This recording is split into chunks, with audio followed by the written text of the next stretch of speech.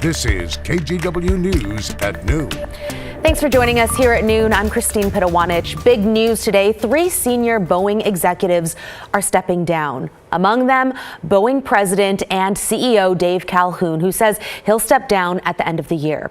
This morning's announcement comes while Boeing deals with a number of recent issues, starting with that Alaska Airlines door plug blowout over Portland back in January. Since then, Boeing has announced a series of safety improvements, including added safety compliance checks for all work teams in its Renton, Washington production facility. We'll have more developments on this breaking story coming up on KGW News at 4. Meantime, the FBI is now reaching out to passengers who were on board Alaska Airlines Flight 1282, telling them they may be victims of a crime. KGW's Blair Best talked to the attorney representing those passengers. Passenger video from Alaska Airline Flight 1282 shows the harrowing moments after a panel blew off this Boeing 737 MAX 9 twin jet at 16,000 feet, forcing an emergency landing at Portland International Airport on January 5th. Everyone on board survived. Passengers sued, alleging Boeing and the airline were negligent in the lead up to the incident. Engineers and technicians told them that the plane should be taken out of service, but they kept it in service. Passengers were on that plane, and that was a dangerous decision. The FBI is getting involved, sending this letter to passengers saying they could be victims of a crime.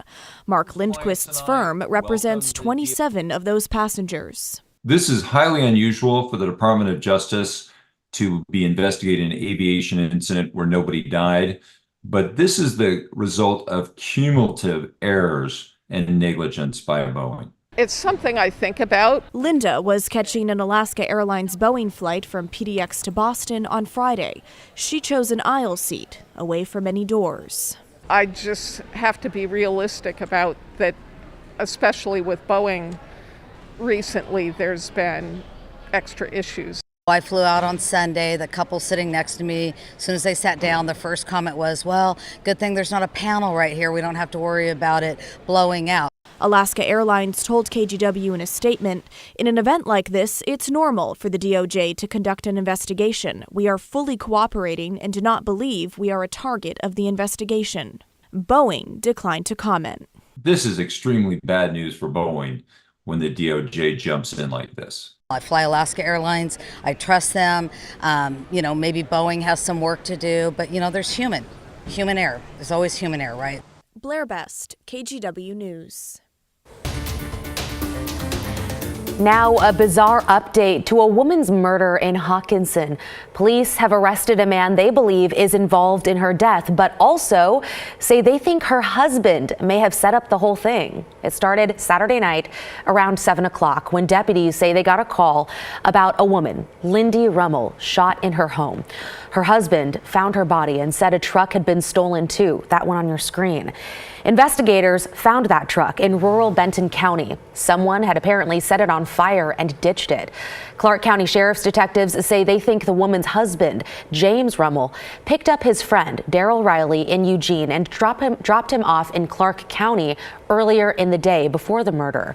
Riley was arrested in Eugene and charged with murder. Rummel, meantime, is in custody on a charge of lying to police, but investigators say he could face more charges since he's being considered a suspect in that murder. Okay, 12:04 on this Monday. Taking a look outside from our Rose City Skycam, you can see all those clouds out there. Rod, I was a little wet today when I was outside because it was just coming down. Yeah, that live camera, the reason why some people choose to fly somewhere on spring break. We have a very cloudy, very showery day here on the west side of our state. There's a little dab of moisture out east, but most areas such as Bend, Sun River have been dry and in fact partly cloudy. Here is the Portland Doppler radar. Showers moving across Longview. We've just had a batch move and clear 205 along I-84 moving out into the gorge, but still showers feeding inland. Going to continue to be this afternoon, what we've seen so far this morning.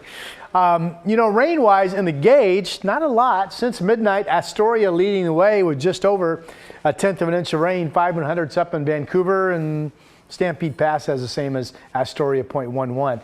Here are some other live cameras. Similar day over at the coast, temperature-wise and rain-wise. You see the clouds from Lincoln City, Chinook Winds Casino Resort Camp, 54 degrees there.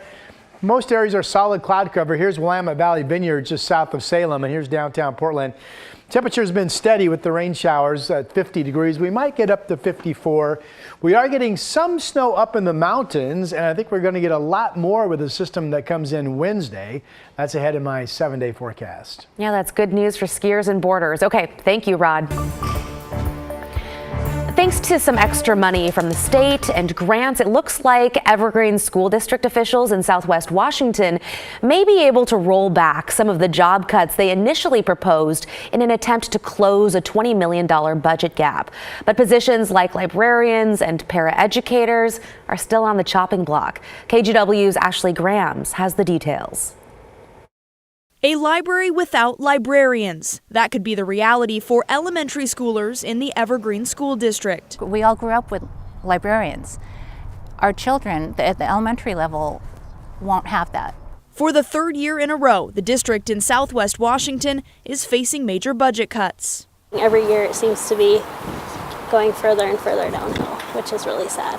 The district's first proposal included cutting school security, elementary school librarians, fifth grade orchestra and band, and some paraeducators, all to save $20 million. Our teachers and our staff are already spread so thin.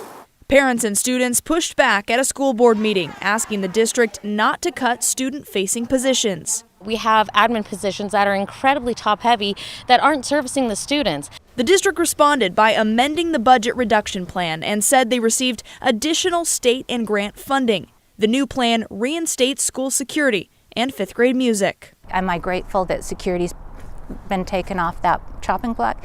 Absolutely. Should it have ever been on there? Absolutely not. But many positions, including librarians and paraeducators, are still part of the planned cuts. Our librarians are the heart and soul of the schools. They do so much more than just, be a librarian. I want them to leave the paras and the librarians alone, to understand that they are so critical and essential to helping the students.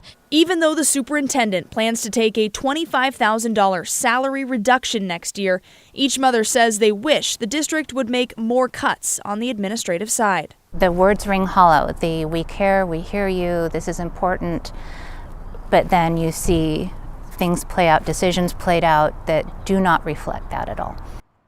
Ashley Grams, KGW News.